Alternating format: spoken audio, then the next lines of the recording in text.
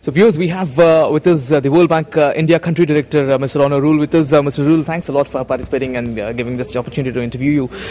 First of all, talking about the growth perspective of India, you've been here for some time, for quite a time. How do you see the prospects of the Indian economic growth from now?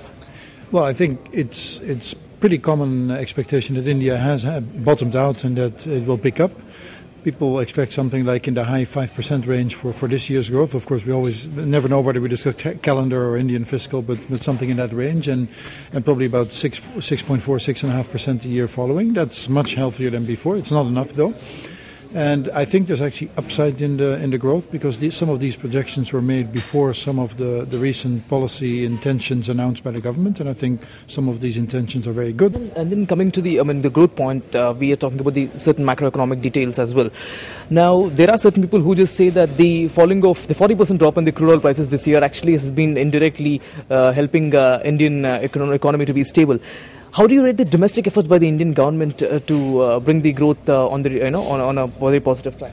Well, I think first of all, it's really important to go back to last year and to see how the government and RBI managed to react to the QE blip or crisis.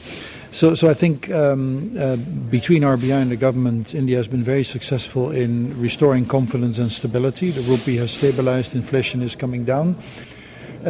Of course, the subsequent question was, what would the government do and would it announce further reforms that would give the markets more confidence? I think in recent months the government has made some very important announcements. I mentioned the diesel deregulation. I think the most important will always be the intent to implement GST. It's the single most important reform that India can implement. And how about this concept of Make in India, wherein Prime Minister Modi's brainchild, which he was actually talking about investments in India?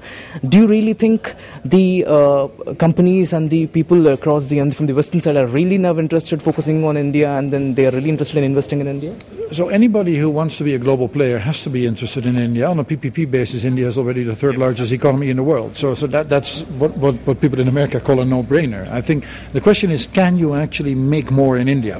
One can manufacture more in India, both for the domestic market, but I think India is also particularly well placed to cater to the African market, which is the other emerging market that is growing very rapidly. But then India can also make more services. It does great in BPO and ICT. It has the most wonderful tourism assets in the world. Clearly, India should outperform that, and the number of jobs you create with that is just incredible. So I think Make in India is about manufacturing and services, building off some of the very proud achievements that India has. I think what I really like about it is that it is an aspirational, ambitious goal that says India is going to compete with the rest of the world to win, like in cricket, and I think that's the right attitude. And finally, the finance minister has made a statement that he said the second generation economic reforms are on the way. What do you comment on that? I think what the government has said it's setting out to do would qualify as a second wave of economic reforms. They'll take about a year to implement. My read is that the government is extremely serious about implementing them. So I think we should all support the government and watch in the coming year while they roll out these reforms. If they do, 10 years from now, they'll say 2014 like people say 1991. And I think that's really what India is longing for, especially India's youth.